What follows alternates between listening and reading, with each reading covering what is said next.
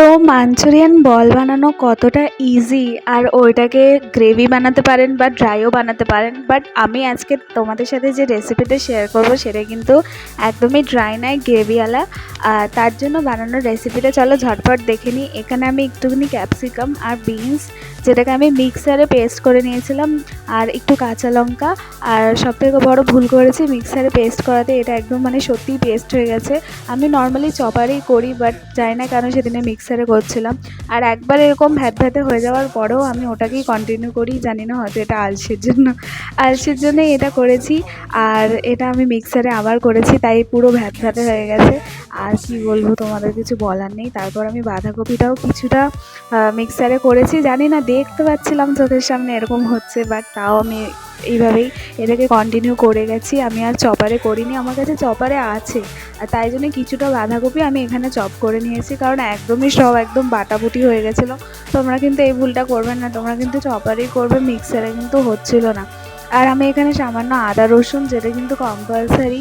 তোমরা মাঞ্চুরিয়ান বলে পেঁয়াজটা দিও না, পেঁয়াজটা না দিয়েই খেতে ভালো লাগে। পেঁয়াজ যদি দাও তাহলে গ্রেভিতে দিও, আর ওর মধ্যে নর্মাল তুমি আদা রসুন দেবে। আর এখানে নুন দিয়েছি, আর একটু গোলমরিচ দিলে দেবে, আর এখানে সয়া সস, আর একটুখানি লঙ্কা গুঁড়ো। আর এখানে আমি ময়দা ইউজ করেছি, কারণ কর্নফ্লোর ছিল না, তাই জন্য তোমরা যা পারো তাই ইউজ করতে পারো, কিন্তু খেতে টেস্টি হয়েছিল। তাই জন্যই তোমাদেরকে বলছি যে কী ভুল করেছি বা করেছি। হয়তো ওই ভুলগুলো না করলে আরও একটু ভালো হতো। আর এটা একটু আঠো করার জন্য পরে খুঁজে দেখলাম একটুখানি কর্নফ্লোর ছিল, তাই জন্য ওইটুকু দিয়ে দিয়েছি।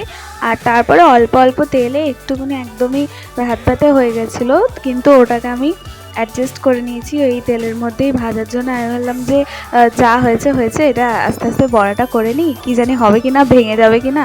কিন্তু ভেঙে যায়নি, অটোমেটিক এটা হয়ে গেছে। বাট হ্যাঁ, একটু পুড়ে গেছিলো। পুড়ে যায়নি মানে কিরম বলো তো, একটু কালো কালো হয়ে গেছিলো, আর কিছু না। যদি পুড়ে যেত তাহলে হয়তো খাওয়া যেত না, যাই হোক। কিন্তু খেতে ভালো হয়েছিল, এটাই আমি ভাবছিলাম যে খেতে পাওয়া যাবে কি না। বাট হ্যাঁ, বড়াগুলোও কিন্তু ভালোই লাগছিলো শুকনো, সেটাও আমি ট্রাই করেছিলাম। আর তারপরে দুটো রাউন্ডে এগুলো ভেজে নিলাম। আর তারপরেই ওই তোমাদের কথা যে ওই তেলেই আমি একটুখানি ক্যাপসিকাম, আর এখানে দিয়েছি হচ্ছে পেঁয়াজ, আর একটু রসুনও তোমরা দেবে কিন্তু, আর কাঁচা লঙ্কা। এই যে রসুন কুচি, এটাও কিন্তু মাস্ট, এইটা তোমার মাঞ্চুরিয়ানেও ভালো হয়। অনেকে আবার যে সবজিগুলো থাকে ওই সবজিগুলোও দেয়।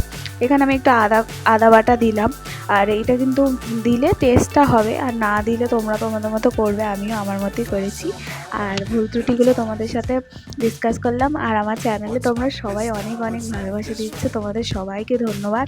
আমি এখানে একটু চিলি সস, টমেটো সস, আর এখানে সয়া সস দিয়েছি, যেগুলো দিতে হয় মানে অল্প অল্প করে দিয়েছি, কারণ মায়েরও শরীরটা ভালো নেই, আর আমারও অত রান্না করার একটু কমেই যেটুকু পাচ্ছি করছি।